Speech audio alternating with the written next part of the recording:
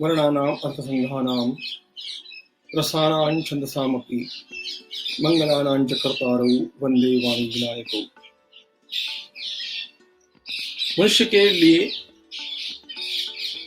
जो अपूर्व उपहार विधाता ने दिया है इस जीवन का, उसका सबसे अच्छा उपयोग करते हुए हम लोग अपने जीवन में कुछ विशिष्ट लक्ष्य को प्राप्त कर सकें।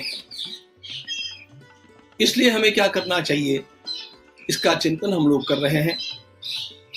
जब हम कोई यात्रा में निकलते हैं अथवा कोई भी काम करना चाहते हैं तो हम लोगों को अच्छा लगता है कोई अपना मित्र अपने साथ में हो। मित्र साथ में होने के कारण अपना मन भी लग जाता है और अपने कार्य में सहयोग भी होता है। अपने जीवन की इस यात्रा में अपने लक्ष्य को प्राप्त करने के लिए हमें यदि कोई साथी अपने साथ मिलते हैं और अपने साथ चलते हैं तो बड़ी अच्छी ही बात है। लेकिन ध्यान में ये रखना चाहिए, कभी भी किसी भी साथी के लिए मैं अड़ करके न रहूं, मैं किसी के ऊपर पूरी तरह निर्भर न हो जाऊं, ताकि आगे चल करके यदि मुझे अपयश मिलता है, यदि मैं सफल नहीं होता हूं, तो उसका ठीकरा मैं उसके ऊपर फोड़ करके अपने को स्वतंत्र रखने का अवसर न खोज लूं। भगवान भगवद गीता में एक अत्यंत महत्वपूर्ण मुद्दा हमारे सामने रखते हैं। वे कहते हैं, आप ही आपके सबसे उत्तम मित्र हैं और आप ही आपके सबसे बुरे शत्रु भी हैं। उद्धरेदात्मनात्मानं नात्मानं अवसादयेत् आत्मैव ह्यात्मनो बन्धुः आत्मैव रिपुरात्मनः। इस उक्ति में भगवान हमें सावधान करते हैं कि आपके जीवन में सफलता प्राप्त करने के लिए सर्वाधिक दायित्व आपको ही अपने ऊपर लेना चाहिए। और यदि आप असफल हो जाते हैं तो उसका ठीकरा आप अन्य किसी के ऊपर नहीं फोड़ सकते। उसका दायित्व भी आपका है, उसके जिम्मेदार भी आप ही है।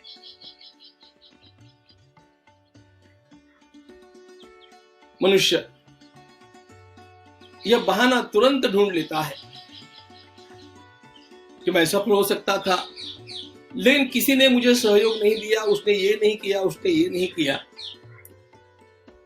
और अंततोगत्वा अपनी असफलता का ठीकरा वह किसी के ऊपर फोड़ करके आत्मसंतुष्टि का एक गलत अनुभव कर लेता है। भगवान इस बात के लिए उसे अनुमति देते नहीं। मैं ही मेरा मित्र हूं, अन्य कोई साथ मेरे आते हैं तो अच्छी बात है, उनका उपयोग मुझे करना चाहिए, लोगों का सहयोग लेने के लिए मुझे प्रयास भी करना चाहिए। लेकिन आखिर इस बात का मुझे पूरी तरह निश्चय अपने अंतःकरण में रखना चाहिए, मेरे साथ कोई आते हैं तो भी ठीक, न भी आते हैं तो भी ठीक, मुझे अपने मार्ग पर तो चलना है और मुझे अपने लक्ष्य तक पहुंचना है। थोड़ा सा हम याद कर लें उस 5 वर्ष के ध्रुव को, जो 5 वर्ष की अवस्था में अपने घर से बाहर निकला था और परमात्मा की प्राप्ति का लक्ष्य लेकर के निकला था। घर से निकलने के पश्चात उसे नारद जी का मार्गदर्शन कुछ समय के लिए प्राप्त हो गया, लेकिन आखिर उस मार्गदर्शन का उसने जो उपयोग किया, उसी के न कारण वह अल्पावकाश में परमात्मा प्राप्ति के लक्ष्य तक पहुंच करके रहा। इसके लिए उसने स्वयं को संवारा, उसने स्वयं का जीवन अनुशासित कर लिया। 6 महीनों की साधना का उसका जो समय है वह किस प्रकार अनुशासित है, आहार की दृष्टि से और अन्य सारी विधाओं से, यह तो श्रीमद् भागवत से ही जानना चाहिए। याद कीजिएगा उस एकलव्य को, जिसको द्रोणाचार्य महर्षि ने स्वयं पढ़ाने से इनकार कर दिया था। एकलव्य के स्थान पर दूसरा कोई होता तो या तो मन महसूस करके रह जाता या दुनिया में जा करके शिकायतें करता। लेकिन जब एकलव्य ने अपना निश्चय कर लिया था और सहयोग करने से, पढ़ाने से भी द्रोणाचार्य ने इनकार कर दिया। वो हारा नहीं, उसने स्वयं के मन को बटोरा, निश्चय के साथ अपने काम में लग गया और एकाग्रता के साथ वह स्वयं अकेला, बिल्कुल अकेला इस प्रकार का साधन करता रहा कि प्रत्यक्ष द्रोणाचार्य महाराज ने भी जिस अर्जुन को पढ़ाया था, उस अर्जुन को भी आश्चर्य हो जाए इस प्रकार का कौशल्य उसने धनुर्विद्या में प्राप्त कर लिया। धरेदात्मनात्मानम, नात्मानम अवसादयेत्, उसने अपना विनाश नहीं किया, उसने अपना विकास किया और केवल स्वयं के बलबूते पर किया। एक बात और बतला देता हूं, जो निश्चय के साथ किसी भी काम में लग जाता है तो अपने आप परमात्मा की शक्ति उसके लिए जागृत होकर के उससे वही काम करवाती है जिन कामों को करने से वह अपने लक्ष्य तक पहुंच जाए। और यह केवल एकलव्य के लिए नहीं, यह सबके लिए है। विज्ञान के अनुसंधान करने वाले अनेक वैज्ञानिकों ने इसका अनुभव लिया। मुझे तो कभी कभी जब मैं लाइफ मैनेजमेंट का विचार करता हूं तो सर्वाधिक याद आती है समर्थ रामदास स्वामी की। याद कीजिएगा, 12 वर्ष का यह नारायण अपने घर से बाहर निकला और उसके पश्चात उसने गोदावरी के तट पर टाकली में जाकर के 12 वर्षों तक अपनी तपस्या की।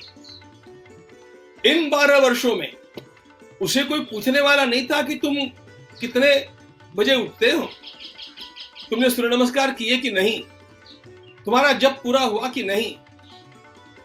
12 वर्षों के दीर्घ समय तक एक भी दिन प्रमाद किए बिना ये नारायण रोज सूर्य नमस्कार करता रहा, रोज स्वयं निर्धारित गायत्री जप और राम नाम का जप करता रहा, रोज निर्धारित समय पर जाकर के भिक्षा मांग करके लाता रहा,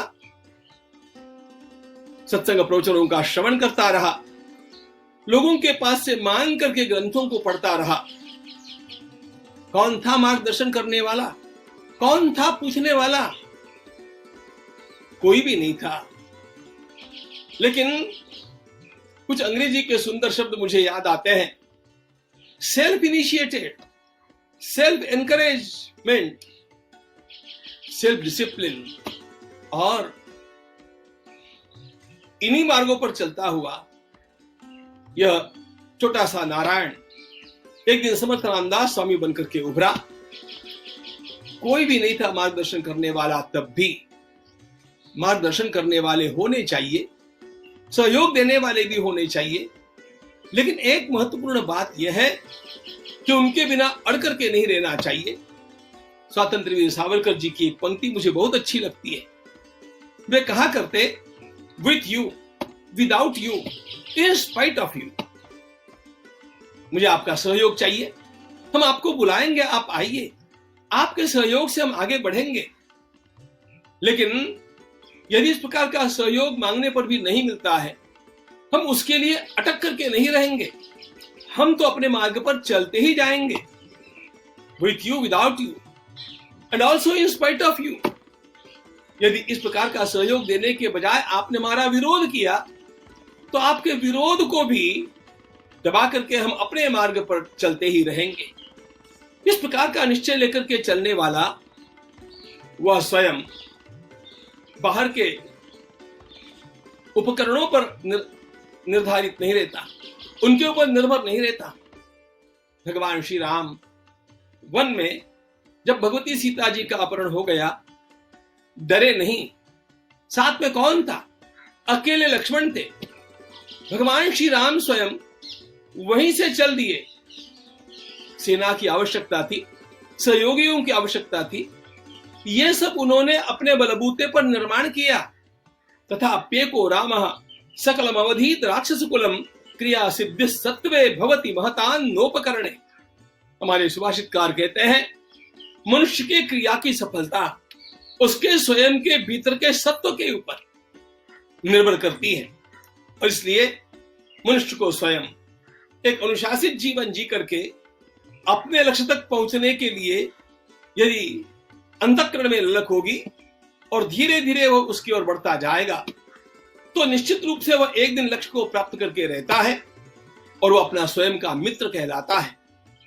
लेकिन यदि अपने जीवन को स्वच्छंद बना करके उसने समय को व्यर्थ गंवा दिया, साधनों का उपयोग नहीं किया, और यदि अपने स्वयं के जीवन को अनुशासित नहीं बनाया, तो आगे चल करके ऐसा पप्पू किसी भी काम का नहीं रह जाता है। और इसीलिए मनुष्य को अपने स्वयं का नियंत्रण रखते हुए अपने मार्ग पर आगे बढ़ने का प्रयास करना चाहिए। बाकी सहयोग तो समय आने पर मिल ही जाते हैं। डॉक्टर अंबेडकर जी को बाद में अर्थ की आवश्यकता पड़ी तो अर्थ देने वाले मिल गए, उनको छात्रवृत्ति भी मिल गई। लेकिन पहली बात तो ये थी ना कि स्वयं मैं अपने बलबूते पर आगे बढ़ने का प्रयास करूं। उद्धरेदात्मनात्मानम नात्मानमवसादयेत् आत्मैव ह्यात्मनो बन्धुरात्मैव रिपुरात्मनः। अनेक बार देखता हूं मैं, मेरे यहां पर रात्रि में दीपक के प्रकाश में उस दीपक की लौ की ओर झपटते हुए अनेक कीटक मरे हुए मिलते हैं, ट्यूबलाइट की ओर झपक करके। और कितनी सारी मधुमक्खियां मैं रोज मेरे यहां मर करके पड़ी हुई देखता हूं। क्या किया उन्होंने, बाहर के चाकचक्य को देख करके और अपने स्वयं के जीवन का नाश किया।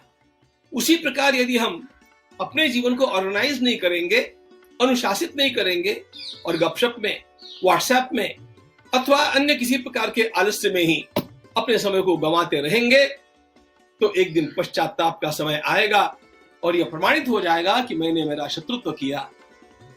मैं अपना शत्रु नहीं बनूं, मैं अपना मित्र बनूं, और मेरे उद्धार का मार्ग मैं स्वयं निरंतर आगे चलता जाऊं। इस प्रकार की प्रेरणा हम सभी को निरंतर प्राप्त होती रहे। जय श्री राम।